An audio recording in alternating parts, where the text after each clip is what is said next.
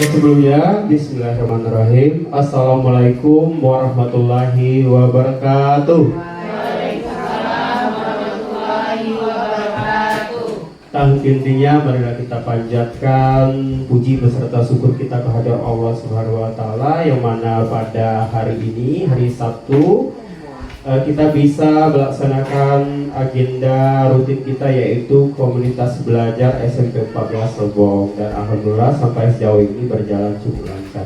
Selanjutnya salawat berdiri salam tercurah kepada Muhammad sallallahu alaihi wasallam. Allahumma shalli ala sayyidina Muhammad wa ala ali sayyidina Muhammad.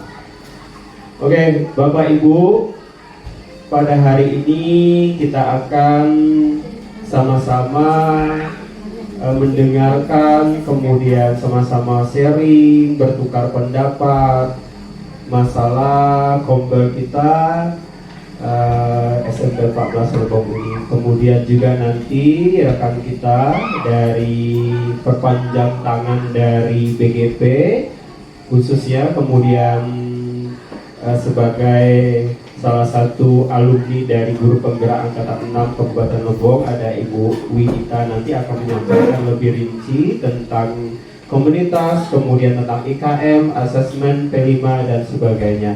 Ini adalah wujud dari penguatan yang sudah dilakukan oleh BGP terhadap kami alumni CGP Angkatan 6 dan angkatan berikutnya yang ada di Kabupaten Lebong. Kemudian akan diimbaskan ke beberapa sekolah, dan alhamdulillah hari ini nanti Ibu Dita bersama saya akan mengimbas kepada rekan-rekan, sehingga kita tahu satu visi kita, satu misi kita, dan satu tujuan kita untuk membentuk profil pelajar Pancasila itu muaranya. Jadi pada pengibasan penguatan pembelajaran bagi guru dan kepala sekolah yang berpusat pada peserta didik ini, tolong disimak sama-sama, karena ini adalah pembelajaran buat kita untuk kemajuan di SMP 14 Lebong ini, terkhusus IKM asesmennya, kemudian P5, lalu ada yang terakhir tentang komunitas belajar. Mungkin itu prakata dari saya. Untuk menghemat waktu, silakan kepada rekan kita Ibu Widita untuk menyampaikan slide ataupun salidia demi salidia untuk kita bersama pada siang hari ini. Terima kasih, saya tutup. Wassalamualaikum warahmatullahi wabarakatuh.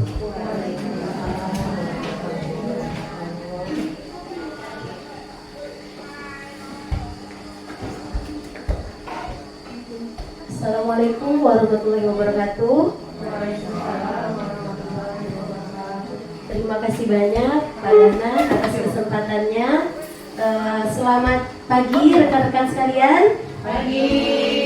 Ya, alhamdulillah pada hari ini saya berkesempatan untuk mengimbaskan penguatan pembelajaran bagi guru dan kepala sekolah yang berpusat pada peserta didik. Jadi pada acara sebelumnya kami sudah mendapatkan penguatan, dan hari ini akan diimbaskan ke komunitas belajar kita SMP Negeri 14 Lebong.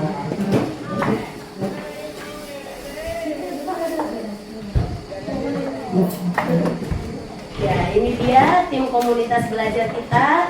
Saya sangat terhormat dan berbahagia sekali kita bergabung di sini di komunitas belajar SMP 14 Lebong dengan semangat yang sama, yaitu mewujudkan profil pelajar Pancasila. Nah, dan dalam kegiatan ini nanti saya harapkan Bapak Ibu kita bisa menguatkan kembali pembelajaran yang berpusat pada peserta didik kepada anak-anak kita nanti. Oke, baiklah, untuk membuka acara ini, marilah bersama-sama kita membacakan lafaz Bismillahirrahmanirrahim. Bismillahirrahmanirrahim. Oke, biar semangat dulu, kita berdiri dulu sebentar ya Bapak Ibu.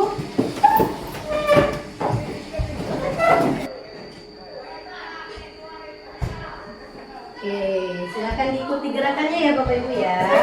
Oke, siap.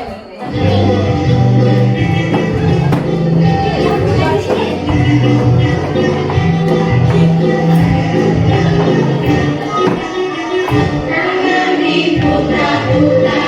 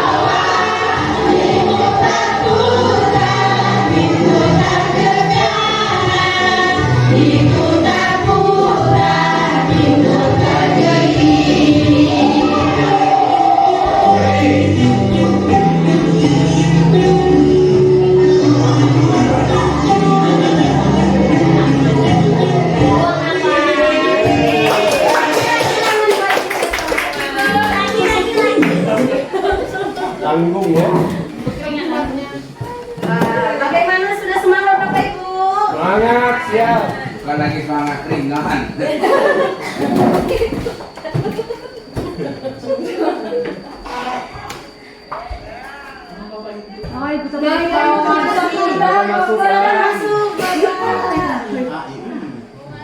Ya. Baiklah Bapak Ibu. Nah, di sini untuk kesepakatan kelas kita nanti, saya harapkan Bapak Ibu fokus berpartisipasi aktif dalam kegiatan kita ya. Oke.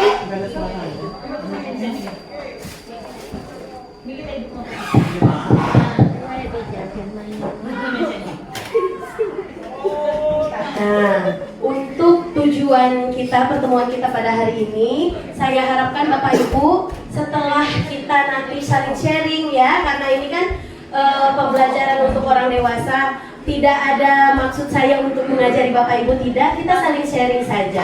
Karena Bapak Ibu sudah melaksanakan di sekolah, ya, kita sama-sama untuk menguatkan pengetahuan yang kita miliki. Jadi untuk pertemuan kali ini, saya harapkan nanti Bapak Ibu kita sama-sama dapat memahami kurikulum Merdeka. Bagaimana regulasi kurikulum Merdeka, apa saja prinsip kurikulum Merdeka, dan bagaimana fungsi dan prinsip penyusunan kurikulum satuan pendidikan, Bapak Ibu ya.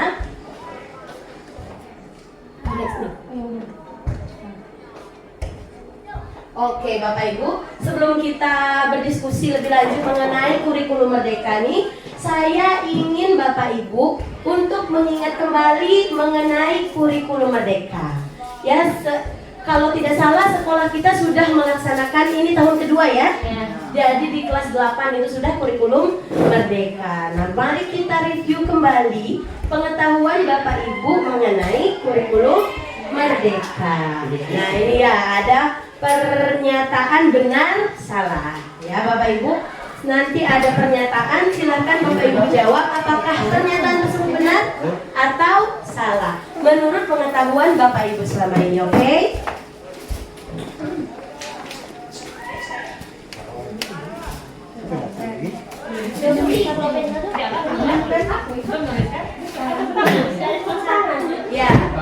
Ya, jadi kalau benar nanti boleh tepuk tangan atau tunjuk tangan juga boleh. Yang salah tepuk kaki dan tunjuk tangan, oke? Tangan kaki. Baiklah, silakan next. Nah, untuk pernyataan yang pertama, satuan pendidikan atau sekolah ya perlu menerapkan kurikulum Merdeka secara serentak dan berada di tahap siap atau mahir. Silahkan pernyataan ini benar atau salah bagi Bapak Ibu? Oke, ternyata menggunakan kaki salah ya. Coba kita cek apakah benar jawabannya? Iya. Bapak Ibu, satuan pendidikan menerapkan kurikulum Merdeka ini sesuai dengan kesiapan yang bertahap ya, tidak serentak. Jadi mengidentifikasi dulu tahap kesiapannya ya Bapak Ibu. Nah, ini bisa melihat kondisi kesiapan itu berdasarkan Permendikbud nomor 12 tahun 2024 pasal 32. Nanti kita cek kesiapan kita sudah sampai mana untuk Regu Merdeka ya. Next, untuk pernyataan yang kedua. Menurut Permendikbud nomor 12 tahun 2024, kurikulum satuan pendidikan ditetapkan oleh Kepala Satuan Pendidikan. Benar atau salah? Ditetapkan kurikulumnya. Wah, oke kita cek. Ya. Bahwa kurikulum satuan pendidikan ditetapkan oleh kepala sekolah.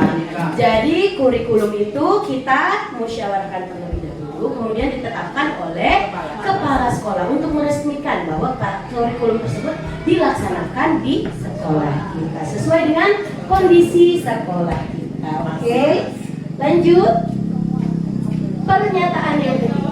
Format kurikulum satuan pendidikan tidak perlu dibuat seragam. Bagaimana?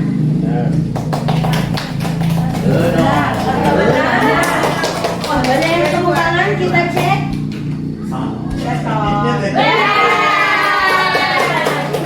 Bahwa kurikulum satuan pendidikan ini tidak seragam karena perlu menyesuaikan dengan karakteristik setiap sekolah. Iya, karena sekolah kita dengan sekolah tetangga saja berbeda walaupun dalam satu wilayah, misalnya Lebong Atas sesama Tubei, ya, tetapi karakteristiknya tentu berbeda, maka tidak akan seragam. Next. Nah, bagaimana dengan ini? Kurikulum satuan pendidikan direvisi 4 sampai 5 tahun sekali oleh satuan pendidikan. Ya, coba kita cek. Iya. Benar ya, tidak. Karena kurikulum satuan pendidikan direvisi juga sesuai dengan kebutuhan. Kalau jika kita sudah melaksanakan pembelajaran itu misalnya dalam 1 tahun terus dirasa-rasa ada yang kurang nih dengan kurikulum yang sudah kita susun, boleh kita revisi ya dalam waktu itu juga misalnya. Ya, tidak harus menunggu sampai 4 atau 5 tahun. Ya, sesuai dengan kondisi dan kebutuhan satuan pendidikan kita. Oke, next. Nah, setiap satuan pendidikan wajib menyusun modul ajarnya sendiri dan modulnya harus tebal halamannya. Oke, ya. Bapak Ibu, kita punya yang namanya website Sakti ya. Platform Merdeka Mengajar. Bapak Ibu bisa merujuk ke situ untuk modul ajar. Tidak perlu dibuat sendiri dan tidak perlu harus tebal-tebal. Yang penting adalah esensinya. Oke, next. Nah, asesmen awal digunakan untuk mengetahui kemampuan awal peserta didik dalam kaitannya dengan tujuan pembelajaran tertentu. Gimana?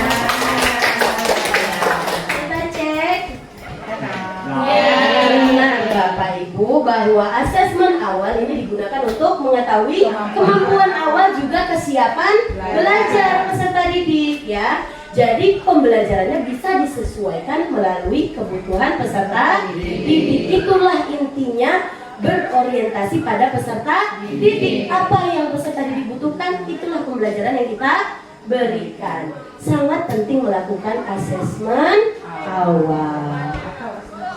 Next. Pembagian peserta didik ke dalam gaya belajar visual, auditori, dan kinestetik perlu dilakukan sebagai salah satu bentuk pembelajaran terdiferensiasi. Tidak ada yang pertanyaan. Coba kita cek.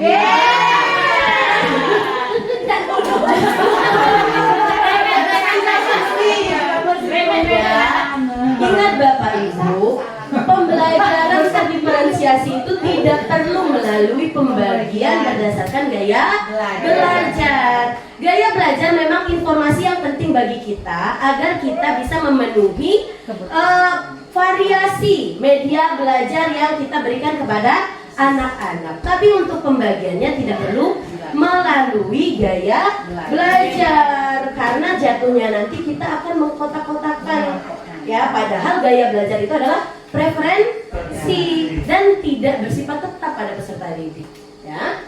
Next. Nah, sepertinya ada yang udah tahu ya, apa sih ciri-ciri pembelajaran diferensiasi? Ini ada 7 Bapak Ibu.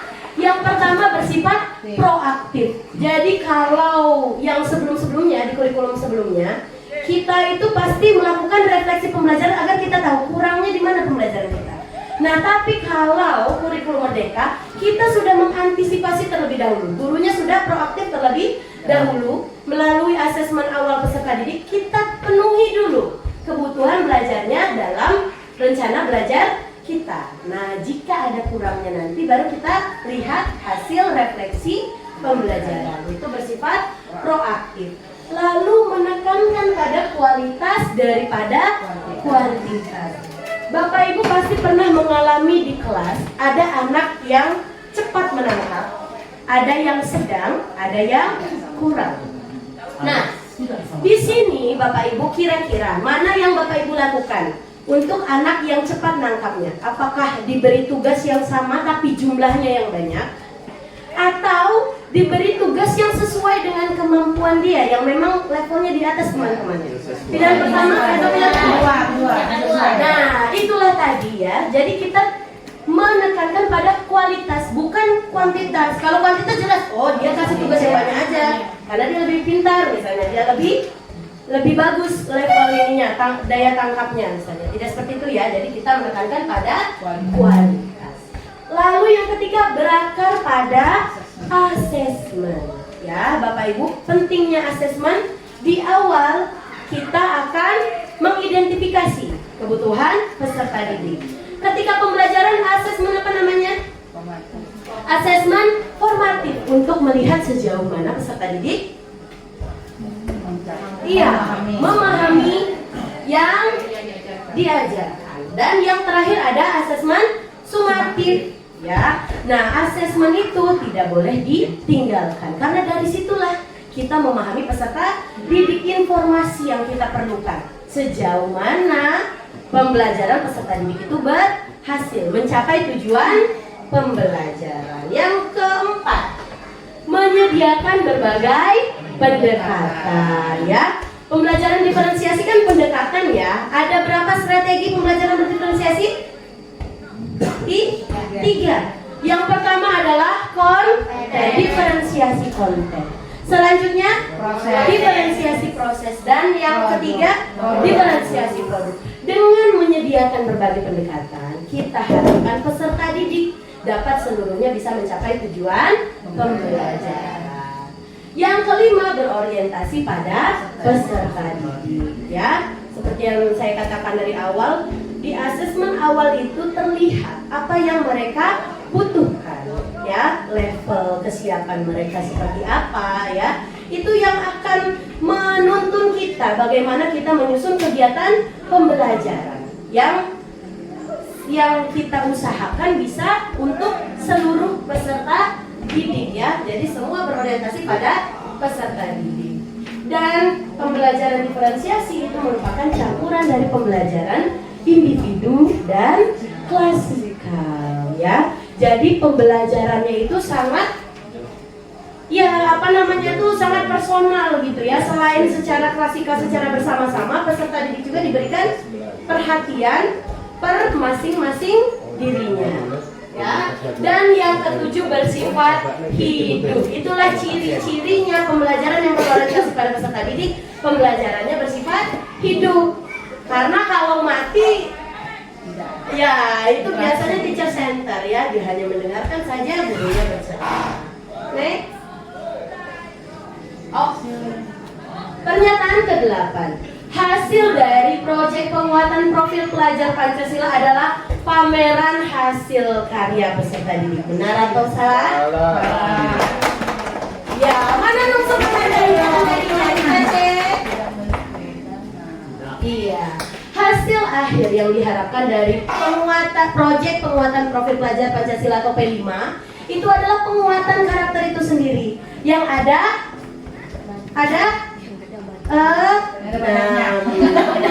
beriman, bertakwa, dan beragama mulia, gotong royong, mandiri, berpenara kreatif, nalar kritis, dan ya, itu yang ingin kita dapatkan setelah P5. Penguatan dari karakter profil pelajar Pancasila itu, ya. Nah, di sini adalah regulasi untuk kurikulum merdeka Bapak Ibu. Jadi kalau Bapak Ibu bingung, kita bisa merujuknya pada Permendikbud dan keputusan dari BSKAP. Nah, setelah tadi regulasinya kita tahu, Bapak Ibu, kurikulum merdeka ini dirancang dengan 3 prinsip. Ada fleksibel, ya. Fleksibel itu tentu disesuaikan dengan kebutuhan peserta didik, karakteristik satuan pendidikan, karakteristik peserta didiknya, dan konteks sosial budaya setempat. Jadi sangat fleksibel sesuai dengan keempat itu. Yang kedua, fokus pada muatan esensial, ya. Jadi makanya kalau Bapak Ibu lihat dari materi kurikulum sebelumnya dengan materi kurikulum sekarang, itu pasti dipilihkan yang esensial, petik-petik saja, agar ya pembelajarannya lebih mendalam, bermakna, dan terdiferensiasi. Makanya kita kan tidak lagi per kelas tapi per fase. Untuk SMP fase apa? Iya, betul, fase D. Lanjut, yang ketiga adalah pengembangan karakter, ya Bapak Ibu. Jadi untuk meningkatkan kompetensi moral, spiritual, sosial, emosional peserta didik, tidak hanya melalui pembelajaran kita saja, tapi bisa juga dengan alokasi khusus seperti P5. Itulah tadi itu penguatan karakter. Nah, ini tadi fungsi sticky note-nya. Next Bapak Ibu. Nah, coba Bapak Ibu tuliskan seperti apa menurut Bapak Ibu implementasi dari ketiga prinsip kurikulum merdeka tadi, ya, yang ada di sekolah kita. Fleksibelnya yang seperti apa, fokus pada muatan esensial yang seperti apa, pengembangan karakter selain di P5 kira-kira ada apa lagi? Boleh silahkan dituliskan.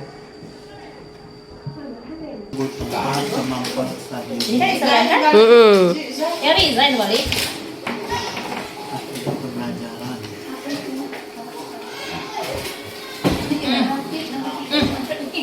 Terpampang dengan nyata.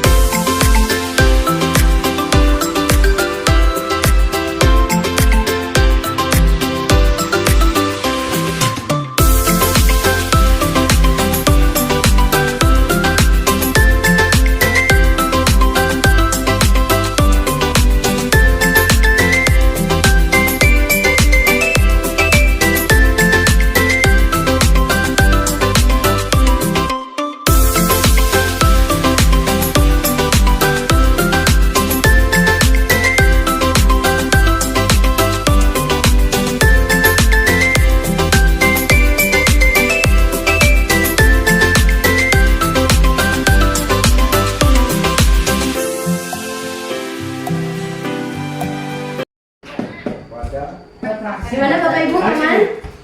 Sudah semua? Sudah. Oke, kita cek ya.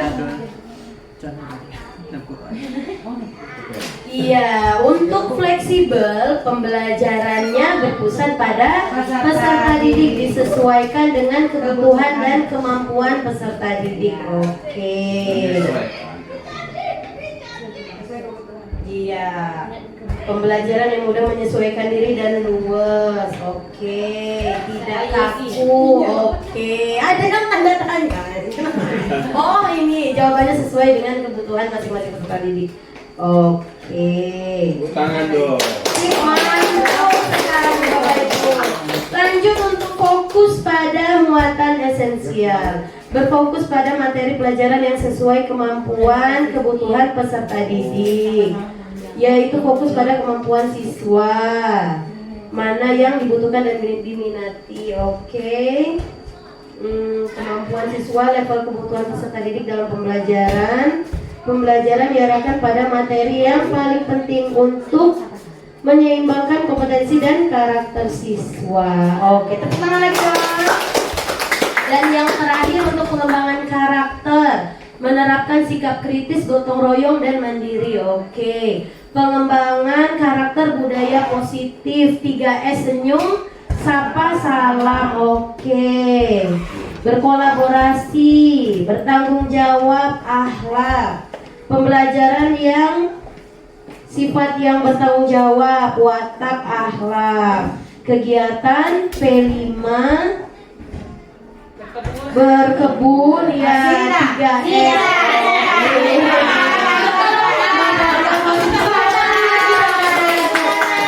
Alhamdulillah, berarti ketiga prinsip ini telah dijalankan selama kita menerapkan kurikulum Merdeka di satuan pendidikan kita. Alhamdulillah. Next. Luar biasa. Nah, sekarang Bapak Ibu, ini kita akan disajikan beberapa situasi nih, ya. Kira-kira nanti ada pertanyaan, silakan Bapak Ibu jawab ya. Ini untuk situasi yang pertama. Bu Kisi adalah pengawas SD di Kota P.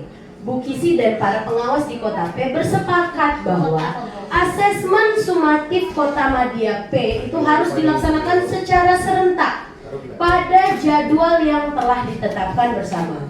Guru-guru perwakilan mata pelajaran di Kota P dikumpulkan untuk membuat soal bersama. Nah, kira-kira Bapak Ibu, apakah situasi ini sesuai dengan prinsip perancangan kurikulum Merdeka? Nah, bagaimana? Sesuai atau tidak? Kenapa kira-kira tidak? Boleh? Ada yang mau menyampaikan pendapatnya? Ada nggak yang pernah mengalami hal ini?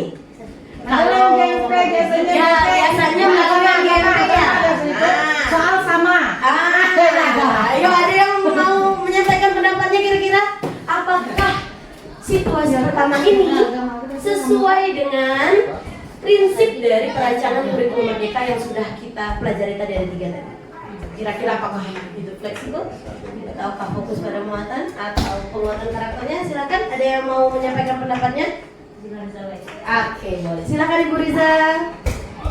Kalau menurut saya dari kondisi atau situasi satu ini itu tidak sesuai dengan yang sudah kita bahas sebelumnya tentang kurikulum Merdeka, karena dia tidak fleksibel. Karena tadi setiap sekolah itu memiliki iklim atau kemampuan peserta didiknya itu berbeda-beda antara satu sekolah dengan sekolah yang lain. Seperti yang dijelaskan di awal tadi, sekolah kita dengan sekolah tetangga kita yang Selobongan 1 Bay itu memiliki kemampuan peserta didik yang berbeda-beda. Kadang pun dari satu kelas ke kelas yang lain pun juga kemampuannya berbeda-beda. Itu dari saya. Terima kasih. Oke, tepuk tangan dulu dong untuk kita. Iya. Jadi Bapak Ibu ya, itu mungkin belum memenuhi dari prinsip kurikulum Merdeka. Karena kurikulum Merdeka itu kan berorientasi pada peserta didik. Jika soalnya dipukul rata, berarti jatuhnya kita memukul rata kemampuan peserta didik untuk diukur. Padahal kemampuannya berbeda-beda.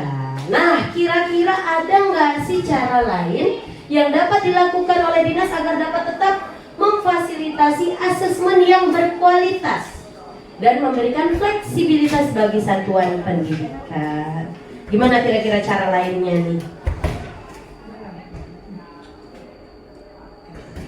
Nah, kalau tadi dikumpulin sama-sama gurunya, membuat soal bareng-bareng, jadwalnya bareng-bareng. Kira-kira ada cara lain nggak untuk mengatasi hal yang kurang sesuai dengan prinsip kurikulum Merdeka ini?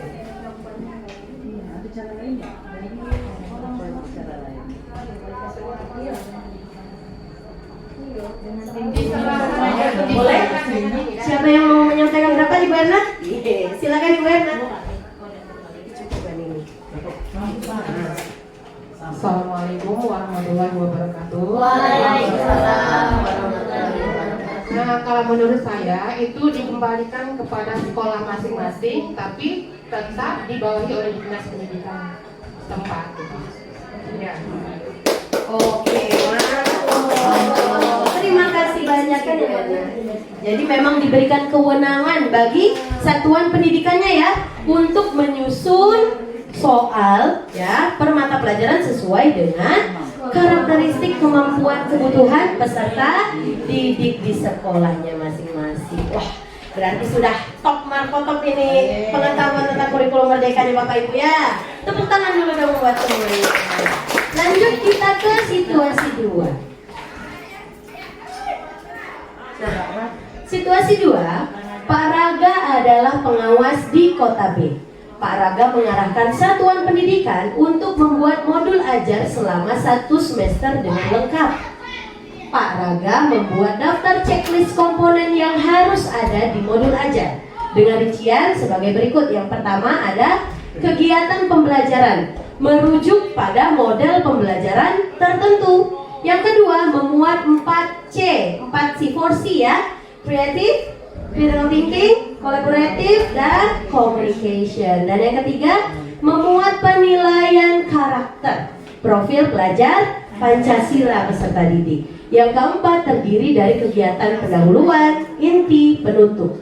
Nah, menurut Bapak Ibu, apa yang penting ada dalam perencanaan pembelajaran? Ya boleh. Nah ini yang baru seger, baru fresh banget. PPG, piloting. Ya tentunya ada 3 ya yang harus, yang penting banget. Apa kira-kira? Yuk. Silakan dulu buat Ibu Yesi, boleh dong. Kita mau mendengar suara Ibu Yesi. Menurut saya yang penting ada dalam perencanaan pembelajaran itu yang pertama tujuannya. Jadi peserta didik itu harus tahu dulu apa sih tujuan pembelajaran yang akan mereka Capai. Iya, yang akan mereka capai. Terus yang kedua manfaatnya apa? Manfaat dari pembelajaran itu. Yang ketiga penilaiannya. Iya, asesmennya. Mungkin dari penilaian dari sikap, dan nanti itu dari bagaimana prosesnya, terus bagaimana kalau depresiasi, bagaimana hasil produknya, seperti itu. Saya rasa itu. Oke, terima kasih, tepuk tangan dulu buat Ibu Yesi. Masya Allah. Iya, betul sekali ya. Ternyata dari keempat rincian itu ada yang perlu, yang paling penting lagi yaitu tujuan pembelajaran ya, manfaatnya, kegiatan belajarnya, dan juga asesmen ya, asesmen atau penilaian. Karena nomor 1 Bapak Ibu, kegiatan pembelajaran merujuk pada model pembelajaran tertentu. Itu berarti kan Pak Raga ini memaksakan guru itu untuk ya pakai model itu. Padahal model pembelajaran kita sesuaikan dengan kebutuhan peserta didik. Mana yang kira-kira kita kan tahu nih karakteristik mata pelajaran kita seperti apa. Bagaimana membawakannya di kelas itu bergantung pada kita sebagai yang merancang. Bagaimana dia sesuai dengan kebutuhan peserta didik. Boleh-boleh saja memuat porsi, boleh karakternya yang akan dinilai boleh ya, tapi perlu untuk tujuan pembelajaran, kegiatan, manfaat, dan asesmen. Sip, mantul banget. Next. Nah, situasi yang ketiga, Pak Dimas adalah pengawas SMP di Kota D. Pak Dimas sedang melakukan peninjauan pelaksanaan P5 di sebuah satuan pendidikan. Pak Dimas mendapati bahwa hasil dari P5 di satuan pendidikan tersebut adalah kesepakatan kelas untuk melakukan aktivitas yang mengurangi banyaknya sampah yang dibuang warga satuan pendidikan. Nah, Pak Dimas merasa hasil tersebut kurang maksimal dan meminta satuan pendidikan membuat pagelaran P5. Bapak Ibu, kira-kira saran apa yang Bapak Ibu berikan pada Pak Dimas agar dapat mendampingi P5 yang berkualitas? Gimana? Adakah yang mau memberi saran nih pada Pak Dimas?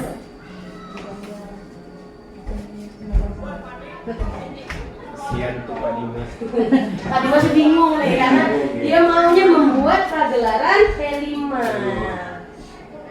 Gimana kira-kira? Tentu isunya adalah mengurangi banyaknya sampah. Nah, kira-kira apa saran Bapak Ibu untuk Pak Dimas agar P5-nya lebih berkualitas? minta saran kepada yang ahli. Oh, bagus. Boleh, Pak. Boleh. Ya, berarti Mana yang menyelenggarakan yang ahli lagi. Nah, boleh silakan Speaking open ayo doa. Oke. Ya sebagai saran untuk tambahan ya. Ya. Ini kalau bisa sampah-sampah yang di sekolah itu ada baiknya kalau dikelompokkan sesuai dengan kelompoknya masing-masing. Misalnya sampah organik, anorganik, ya atau yang rancang. Ya. Jadi biar tahu mana yang kelompoknya sesuai. Itu saja. Oke, terima kasih banyak Ibu Siska, teman-teman Ibu Siska. Iya. Jadi agar sampahnya itu tidak banyak bisa dipilah-pilah ya. Jadi sekolah bisa lebih bersih dan tidak kesusahan kalau mau mengolah ya Bu Siska ya, karena pengolahan sampah organik dan non organik kan berbeda ya. Oke. Iya, betul, pembuatan bank sampah. Berarti iya, kalau dia bawa sampah bisa dapat fee ya. Wah, itu juga bisa memotivasi ya. Oke. Sip, next. Next, Bu. Next. Nah. Iya, di sini ada perbaruan struktur kurikulum kita di SMP ya, Bapak Ibu ya. Nah, jadi kalau perbaruannya bahasa Inggris itu wajib mulai kelas 3 ya. Nah, Bapak Ibu, kalau misalnya kalau di sekolah kita belum ada ya, tapi kalau ada yang memiliki kecerdasan istimewa, itu bisa diberikan pendalaman atau pengayaan ya, baik secara individu ya, itu kalau yang cerdas istimewa, yang anak yang termasuk ke dalam inklusif ya. Oke, sip. Next. Nah, ini ada ketentuan lain yang mengalami perubahan. Yang pertama, kurikulum satuan pendidikan ditetapkan oleh kepala sekolah ya, betul. Ekstrakurikuler dilaksanakan sesuai ketersediaan sumber daya satuan pendidikan. Dan tidak ada keterpaksaan peserta didik harus ikut, tidak ya, berarti mereka melaksanakan secara sukarela ya. Nah, ini tanggung jawab dari satuan pendidikan Bapak Ibu. Dan kita termasuk di sini ya, berpartisipasi aktif dalam komunitas belajar Bapak Ibu. Jadi nanti saya harapkan setelah ini kita jangan bosan-bosan untuk berkumpul sharing belajar bersama, karena memang itu tanggung jawab untuk satuan pendidikan kita. Next. Oke. Kemampuan apa yang diharapkan dibangun satuan pendidikan melalui kurikulum Merdeka ini Bapak Ibu? Ada 3 Bapak Ibu. Yang pertama, kita bisa mengembangkan kurikulum satuan pendidikan karena sesuai dengan karakteristik sendiri, sekolah sendiri ya. Jadi kita bisa mengembangkan kurikulum satuan pendidikan kita sendiri. Yang kedua, merencanakan, melaksanakan, dan mengevaluasi pembelajaran dan asesmen yang sesuai prinsip kurikulum Merdeka. Jika Bapak Ibu bisa ya, kita berefleksi sendiri, jika selama mengajar mungkin ada kekurangan, oh pada saat melaksanakan pembelajaran nih belum yang berprinsip pada kurikulum Merdeka, belum berorientasi pada peserta didik. Ayo sama-sama kita menuju pada kurikulum Merdeka ya, mewujudkan peserta didik yang mandiri, gotong royong kreatif, ya, profil belajar Pancasila tadi. Dan yang ketiga, merencanakan, melaksanakan, dan mengevaluasi P5 ya Bapak Ibu ya. Saya akhiri sesi saya. Wassalamualaikum warahmatullahi wabarakatuh. Nanti kalau ada pertanyaan di akhir sesi saja ya Bapak Ibu. Silakan Bu. Dan terima kasih Bu Dita sudah mengantarkan untuk sesi pertama. Ya Bapak Ibu, kira-kira nih dari penjelasan dari saya, dari Pak Dahnan, ada yang masih mengganjal mengenai kurikulum Merdeka, silahkan bertanya di forum ini. Terutama ini untuk kesiapan kita, tadi udah siap belum nih, mau ke siap? Atau ada yang udah ready langsung lanjut ke mahir tadi kan?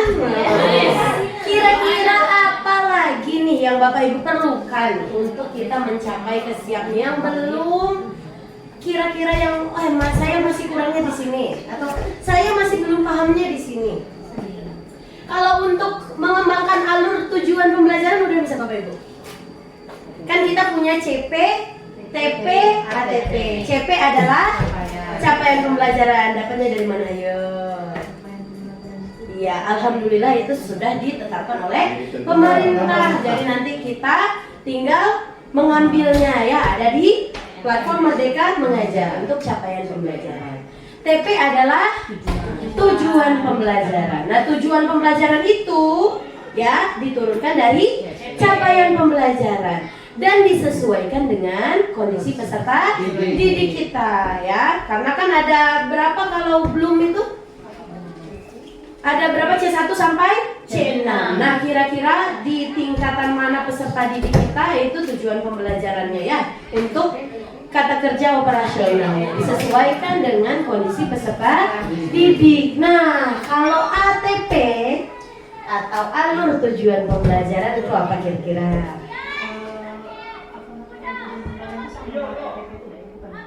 Nah, kalau ATP kan alur ya. Jadi Bapak Ibu kita ini alhamdulillahnya dalam satu fase ya, fase D. Jadi dari kelas 7 sampai kelas 9 itu kan ada banyak sekali tujuan pembelajaran. Nah, itu kita susun tujuan pembelajaran yang pertama peserta didik apa? Selanjutnya apa? Sampai di yang terakhir di kelas 9 apa? Itu yang namanya ATP, alur tujuan pembelajaran yang akan kita capai. Jadi kita tahu nih awalnya belajar apa, yang terakhirnya nanti belajar apa, disusun sedemikian rupa. Itu namanya ATP. Boleh kalau mau cari di PMM juga udah ada contohnya ya. Boleh tinggal disesuaikan dengan kondisi peserta didik kita dan satuan pendidikan kita. Boleh nih Bapak Ibu lihat di PMM-nya masing-masing. Untuk ATP itu tadi kan yang di kita fase D itu dari kelas 1 sampai kelas 9. Ya, kelas 7 sampai kelas 9. Iya, kelas 7 sampai kelas 9. Berarti di ATV yang Ibu Rita berikan contoh ini sudah mencakup dari kelas 7 sampai kelas 9. Iya, betul. Oh, seperti itu. Jadi berarti kita bisa melihat anak, misalnya kita di kelas 7 ini misalnya. Jadi kita bisa melihat oh anak ini sudah sampai mungkin menganalisa seperti itu ya Bu ya. Betul. Ya, karena kalau memahami ini C berapa coba memahami? C1. Iya, antara C1 sama C2 ya, kan. Nah, kalau sekiranya anak-anak C2 itu sudah terlambat, kita masuk ke C3 boleh sekali. Oh, begitu. Misalnya kalau dari bahasa Inggris misalnya menganalisis teks seperti itu kan Bu. Betul, begitu ya, seperti itu. Misalnya menganalisis teks ya, apa teks gitu ya. naratif apakah berbentuk dongeng ataukah berbentuk cerita rakyat seperti itu mungkin ya Bu ya. Iya, Terima kasih Bu. Sip. Terima kasih banyak pertanyaan Ibu Yesi. Betul sekali Bapak Ibu. Seperti yang saya bilang tadi, tujuan pembelajaran itu disusun oleh kita guru. Kita kan sudah melaksanakan asesmen awal. Jadi kita tahu bagaimana kondisi peserta didik kita. Nah, itulah yang akan kita peta-petakan tujuan pembelajarannya. Apakah dia masih di tahap memahami, mengidentifikasi, mengelompokkan, atau dia sudah bisa menganalisis, atau yang terakhir C6 mereka sudah bisa membuat, misalnya membuat model ini sel hewan, misalnya membuat model sel hewan, model sel tumbuhan. Itu berarti sudah di C6. Jika Bapak Ibu merasa peserta didik itu sudah bisa ya, berdasarkan kondisi mereka bisa mencapai tujuan pembelajaran itu tidak masalah. Ya, dibuat sampai C6 boleh sekali. Ya Bapak Ibu.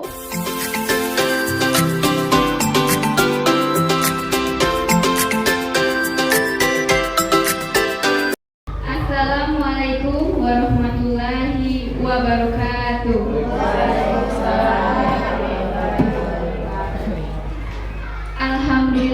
Alhamdulillahirabbil alamin. Assalatu wassalamu ala asrofil anbiya'i wal mursalin wa ala alihi wa sahbihi rasulillahi ajmain. Yang terhormat Bapak Kepala Sekolah SD Negeri 60 Lebong, yang saya hormati Bapak Kepala Sekolah SMP Negeri 14 Lebong, dan juga Ibu pemateri, dan yang saya hormati Bapak Ibu Dewan Guru yang insya Allah dimuliakan oleh Allah Subhanahu Wa Taala. Amin amin ya rabbal alamin. Yang pertama dan yang paling utama, marilah kita panjatkan puji syukur kehadirat Allah Subhanahu wa Ta'ala yang telah memberikan kita nikmat kesehatan sehingga kita dapat berkumpul di kelas 1 dalam acara pengibasan penguatan pembelajaran bagi guru dan kepala sekolah yang berpusat pada peserta didik di SD Negeri 60 Lebong.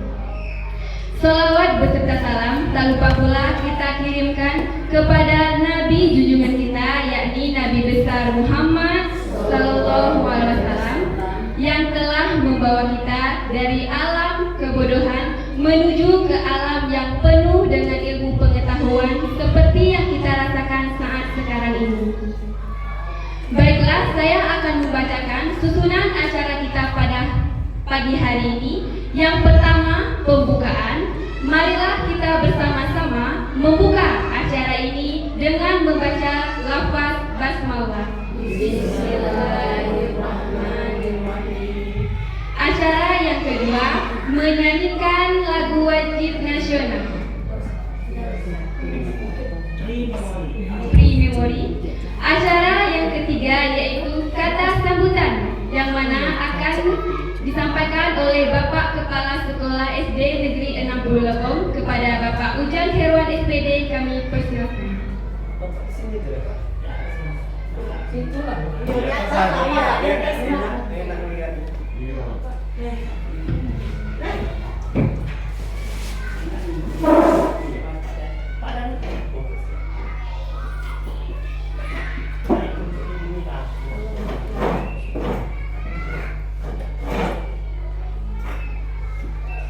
Baik, selamat pagi Pak Danan dan Ibu Materi.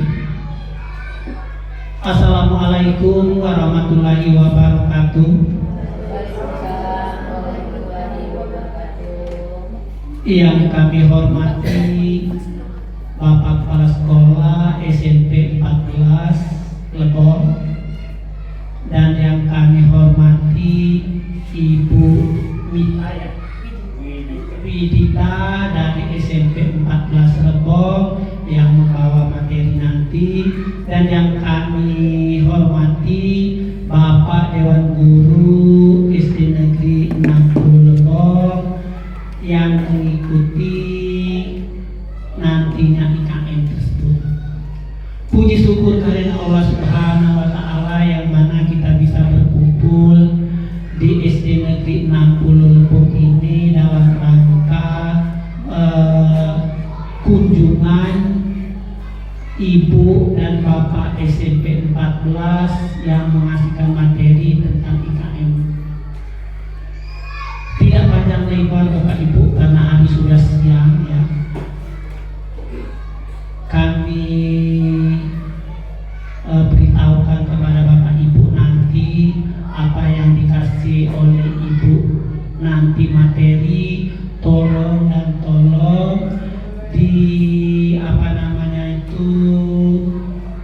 dikasih tahu. Kalau seandainya Ibu belum mengerti boleh bertanya Bapak Ibu, karena ini penting sekali buat Bapak Ibu sendiri. Jadi kami dari SD 60 Lebong ini, Ibu belum ada yang guru penggerak ya. Jadi nanti kalau seandainya Ibu sudah mengasih materi, kalau seandainya Ibu kami ini ada yang ingin mau ikut guru penggerak, tolong dikasih jalan yang terbaik Bapak Ibu Bita sama Pak Danan ya. Rasanya itu saja kata singkat, kata sambutan singkat dari Bapak akhiri wabillahi taufiq wal hidayah. Assalamualaikum warahmatullahi wabarakatuh. Waalaikumsalam warahmatullahi wabarakatuh.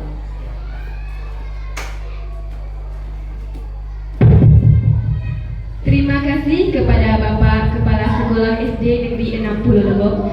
Acara selanjutnya kata sambutan dari Bapak Kepala Sekolah SMP Negeri 14 Lebong dalam hal ini akan disampaikan oleh Bapak Dahlan. Kepada Bapak kami persilakan. Terima kasih. Izin berdiri ya, Pak ya. Sebelumnya bismillahirrahmanirrahim. Assalamualaikum warahmatullahi wabarakatuh. Yang terhormat Bapak Ujang Herwan selaku pimpinan SD Negeri 60 Lebong. Yang saya hormati Ibu narasumber pemateri pada siang hari ini, yaitu rekan kami Ibu Widita. Yang saya hormati rekan-rekan Dewan Guru beserta staf tata usaha SD 60 Lebong. Alhamdulillah rabbil alamin. Wassalatu wassalamu ala asrofil anbiya'i wal mursalin wa ala alihi washabihi rasulillahi ajmain. Amma ba'du. Puji beserta syukur senantiasa kita sampaikan kehadirat Allah Subhanahu wa taala, yang mana berkat rahmat dan hidayahnya maka kita dapat berkumpul pada pagi menjelang siang dalam acara pembahasan penguatan pembelajaran bagi guru dan kepala sekolah yang berpusat pada peserta didik, dan kebetulan dilaksanakan di SD Negeri 60 Lebong. Selanjutnya salawat beriring salam tercurah kepada Habibullah Nabi kita, Nabi besar Muhammad Sallallahu Alaihi Wasallam. Allahumma shalli ala sayyidina Muhammad wa ala ali sayyidina Muhammad. Semoga kita tetap menjadi pengikutnya hingga akhir zaman. Amin ya rabbal alamin. Berdirinya saya di sini perwakilan dari perpanjangan tangan dari BGP, kemudian atas nama guru penggerak angkatan 6 juga bersama Ibu Widita, dan dari Kombel tentunya komunitas belajar SMP 14 Lebong. Jadi pada kesempatan ini kami sangat berbahagia sekali sudah menyambut ya Bapak Kepala Sekolah dan rekan-rekan di sini sudah menyambut kami begitu welcome, sehingga kita bisa bertemu, saling bersilaturahmi, kemudian saling bertukar pikiran nantinya dalam hal implementasi kurikulum Merdeka. Kemudian dalam kedatangan kami ini barangkali ada hal yang kurang atau kurang berkenan dan sebagainya. Jadi kami berdua, khususnya Bu Widita dan saya, mohon maaf mungkin on time-nya ataupun materi yang akan kami sampaikan barangkali kurang pas. Nanti kita sama-sama belajar. Jadi pada kesempatan ini sekali lagi kami mohon maaf ya, kita yang namanya disuruh ya, atau katakanlah agen perubahan itu salah satunya adalah guru penggerak, dan kami dipercaya oleh Provinsi Bengkulu bersama rekan-rekan yang lain tersebar di seluruh wilayah atau di seluruh kabupaten melaksanakan pengibasan. Suatu hal yang kami tekankan di sini bukan berarti dengan kami berdiri di sini atau Ibu Widita menjelaskan nanti sebagai pemateri bukan berarti pengetahuan kami lebih dari Bapak Ibu. Tidak Bapak Ibu, kita sama-sama belajar ya. Kita sama-sama lebih memahami tentang pentingnya IKM itu sendiri. Boleh nanti IKM kita jabarkan bersama Ibu Widita, kita sharing kemudian tentang asesmen juga, tentang P5, tentang komunitas belajar juga. Jadi pada kesempatan sharing ini nanti apabila ada rekan-rekan mau bertanya, mau memberi masukan, mari kita sama-sama untuk mengclearkan masalah IKM ini, jangan sampai ada miskonsepsi buat kita bersama. Jadi pada kesempatan ini nanti kita sama-sama belajar untuk mengetahui tentang berbagai hal yang akan disampaikan oleh rekan kita Ibu Widita, merupakan alumni dari guru penggerak angkatan 6 untuk Kabupaten Lebong angkatan pertama. Saran kami, mohon maaf Pak Kepsek ya, saran kami kepada guru-guru yang masih segar bugar, kemudian masih muda, ya kita sama-sama untuk lebih lebih mengenal tentang platform Merdeka ini ya, PMM, kemudian kita juga nanti kalau ada dibuka lagi kesempatan untuk CGP, kemudian PP, Basil dan sebagainya, marilah kita sama-sama menyambut dengan sukacita. Kita ikuti ya pendaftarannya supaya bisa upgrade tentang ilmu pengetahuan. Mungkin itu yang bisa kami sampaikan. Lebih dan kurang kami mohon maaf. Saya tutup. Wassalamualaikum warahmatullahi wabarakatuh.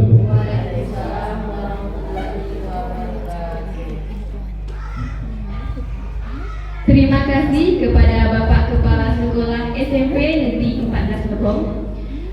Acara selanjutnya yaitu acara inti. Dalam hal ini akan disampaikan oleh pemateri kita kepada Ibu Widita. Kami persilakan.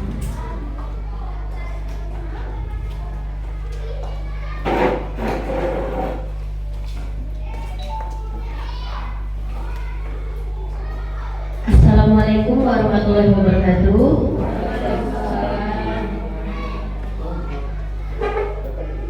Terima kasih banyak Bapak Kepala Sekolah, Bapak Ibu Dewan Guru SD Negeri 60 Lebong.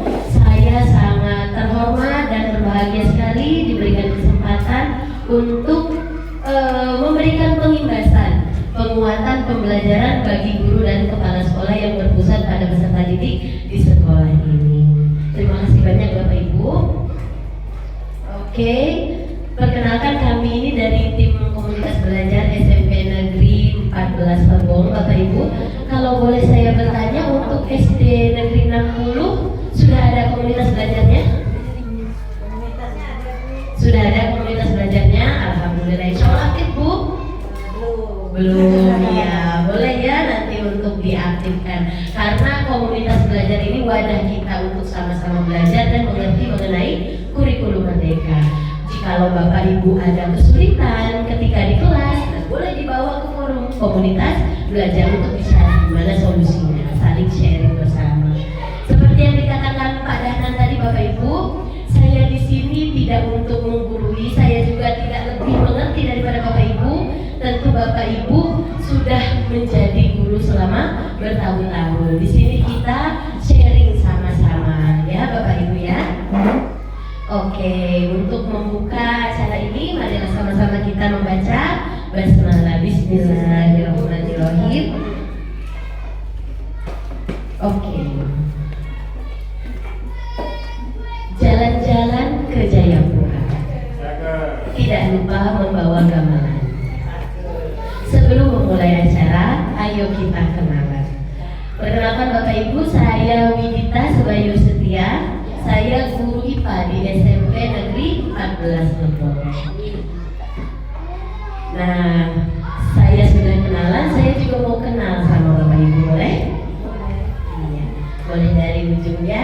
Ibu perkenalkan namanya sama, boleh misalnya mengajar di kelas berapa gitu ya. Baik, terima kasih. Nama saya Mesa Puspita. Saya mengajar bahasa Inggris di kelas rendah 1, 2, 3. Terima kasih. Panggilannya juga ya?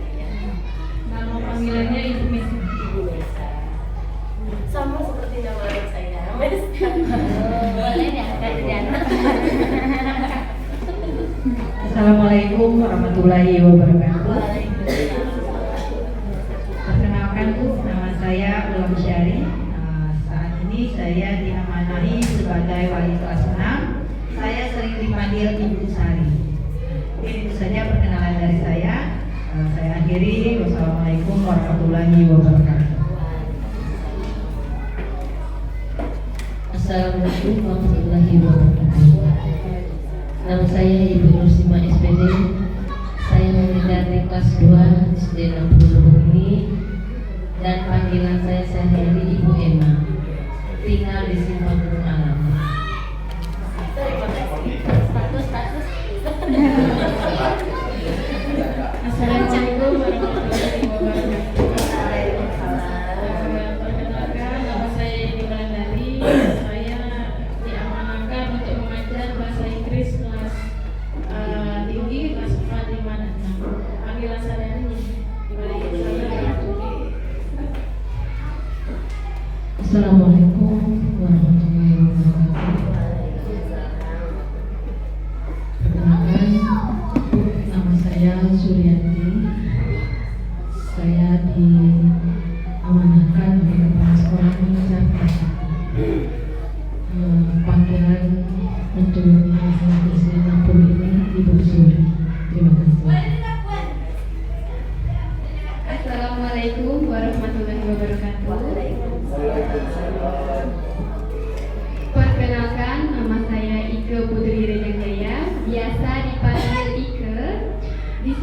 saya ditugaskan mengajar Kagana di kelas tinggi. Terima kasih. Wassalamualaikum warahmatullahi wabarakatuh. Assalamualaikum. Nama Heri Abdul. Panggilan Pak Heri. Pak Heri itu jadi Banyak nama kamunya ya Pak? Ya, saya di Gunung Malam itu mengajar bidang studi ajaran agama Islam. Saya rasa itu saja. Terima kasih. Perkenalkan, nama saya Abrizal Putrado, di sering dipanggil Pak Rizal. Saya mengajar di kelas 5 saja. Perkenalkan, nama saya Delvia Puspadulu. Saya ditugaskan di kelas 3. Panggilan saya Ibu Tia. Perkenalkan, nama saya Ibu Ami Sugawati. Saya diamanatkan sebagai wali kelas 4. Panggilan Ibu Ami, dan saya berasal dari Desa Danang. Status masih ke. Perkenalkan Ibu, nama saya Yesi Ariana, biasanya dipanggil Ibu Yesi, mengajar Kagana kelas 1-3.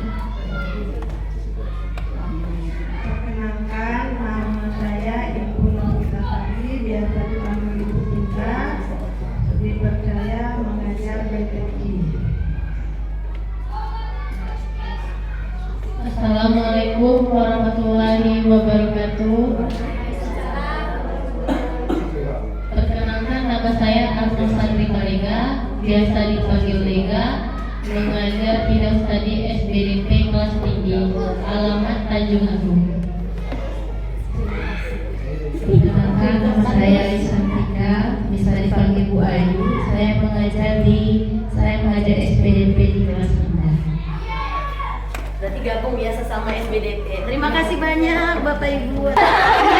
Paling penting silakan Bapak kepala sekolah. Berarti kalau ada pertanyaan boleh. Assalamualaikum warahmatullahi wabarakatuh. Waalaikumsalam warahmatullahi wabarakatuh. Nama Bapak Ujang Herwan. Kalau nama panggilan sehari-hari Pak Saipul. Berbeda ya Bu ya? Nah, jawabnya Bu. Tapi kalau Ibu nanya Pak Ujang Herwan, itu banyak tidak tahu. Tapi kalau nama Saipul dari ujung Kabupaten Lebong sampai sini tahu semua. Apalagi Pak Ipul. Tinggal Pak Ipul ini di Gunung Alam, aslinya dari Palembang. Terima kasih Bu. Dari Palembang. Terima kasih banyak Pak Ibu. Kita galuh. Oke, biar kita tambah semangat, kita ice breaking dulu ya Bapak Ibu. Boleh berdiri sebentar. Suka ice breaking.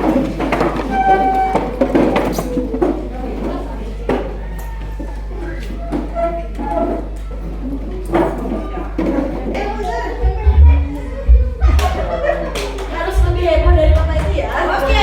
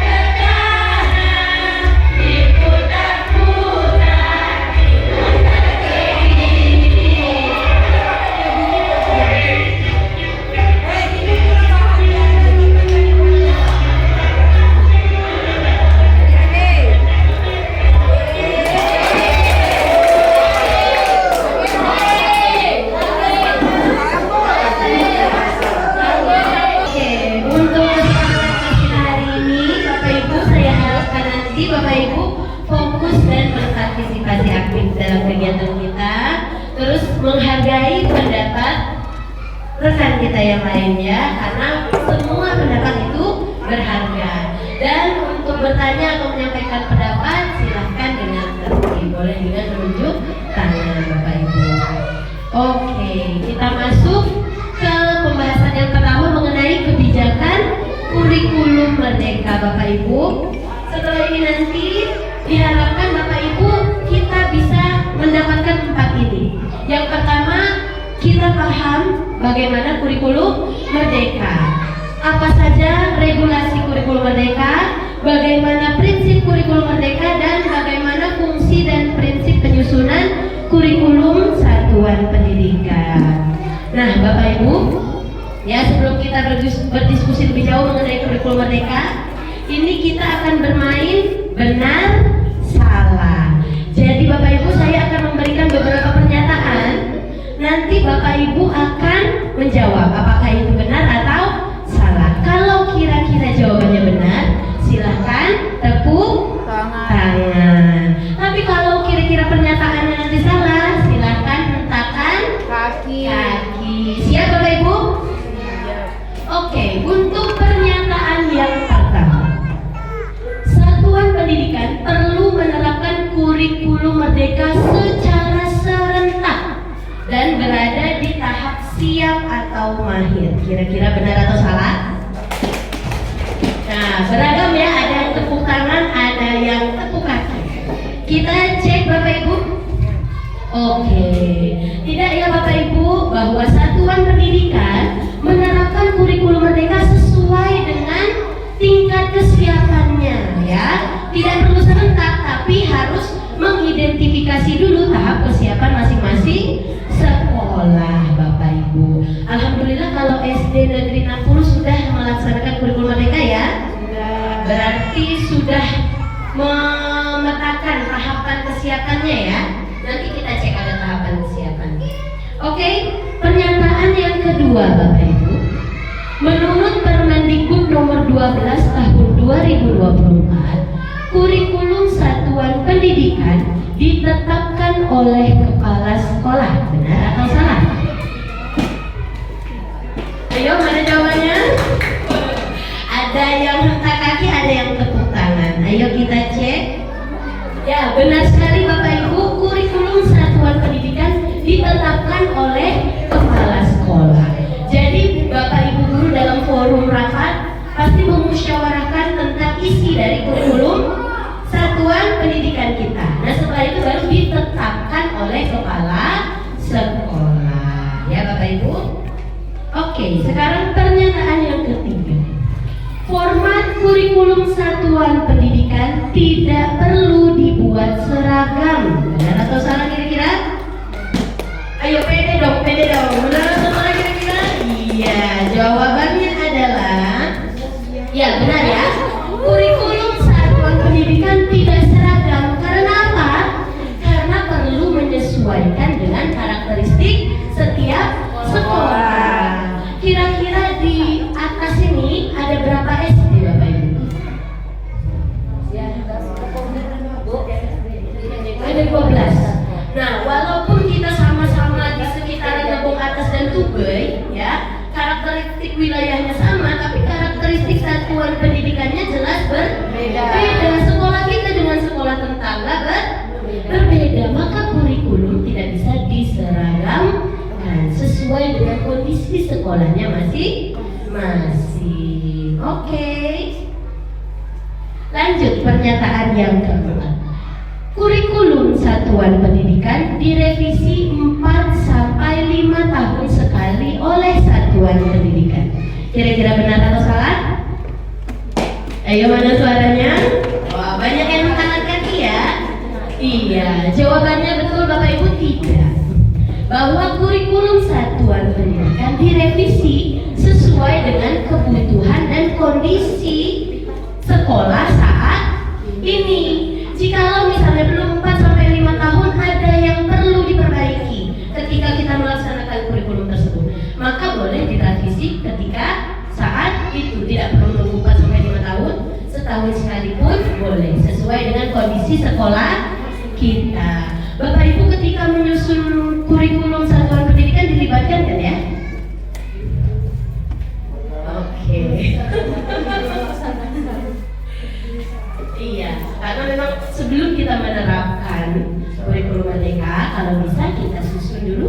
dulu di satuan pendidikan kita dulu. Boleh itu di dalam forum kombel atau di dalam forum rapat. Ya Bapak Ibu, pernyataan yang kelima. Setiap satuan pendidikan wajib menyusun modul ajarnya sendiri dan modulnya harus tebal halamannya. Gimana? Oke, tentu tidak ya Bapak Ibu. Modul ajar tidak wajib dibuat sendiri dan tidak harus tebal.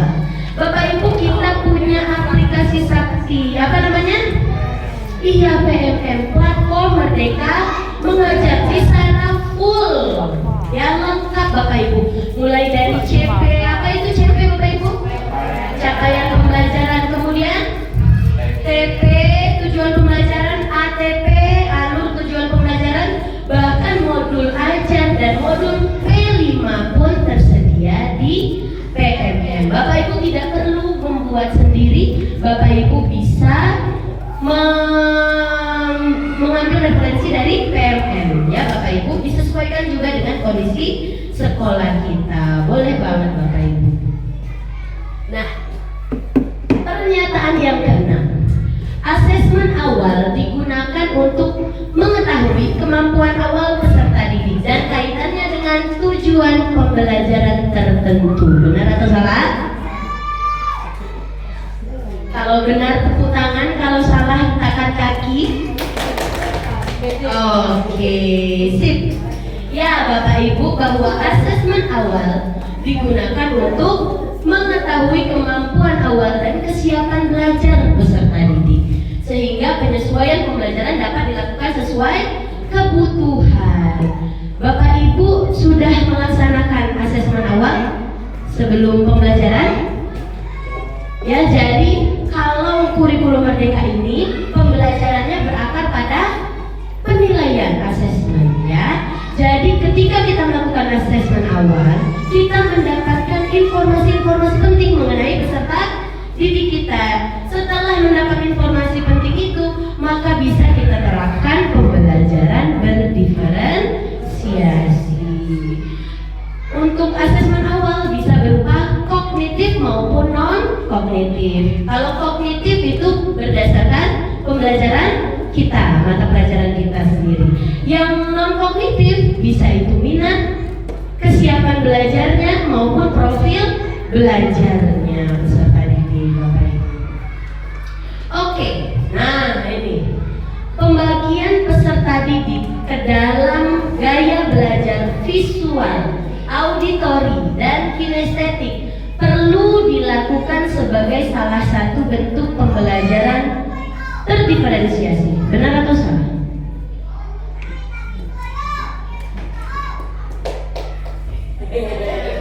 Benar atau salah kira-kira? Nah, ini sering sekali memang miskonsepsi yang tersebar di antara kita guru-guru bahwa anak-anak ini kan ada banyak gaya belajar ya, ada gaya belajar visual, auditori, kinestetik, tapi pembelajarannya tidak perlu dikelompokkan berdasarkan gaya belajar tersebut Bapak Ibu ya, karena gaya belajar itu hanya untuk acuan kita dalam menyediakan media belajar yang bervariasi. Jadi jangan sampai Bapak Ibu ketika Bapak Ibu belajar memberikan pembelajaran di kelas hanya tampilan saja, hanya ceramah saja. Kalau ceramah saja kan jelas auditori saja. Nah, maka itu untuk menyediakan sumber belajar, media belajar yang beragam, kita perlu mempertimbangkan gaya belajar peserta didik, tapi tidak dengan mengelompokkan mereka berdasarkan gaya belajar. Karena gaya belajar itu preferensi Bapak Ibu. Ya, kadang dia bisa hanya satu saja yang dia sukai, hanya visual saja. Kadang dia bisa auditori iya, visual iya, bahkan tiga-tiganya kinestetik iya.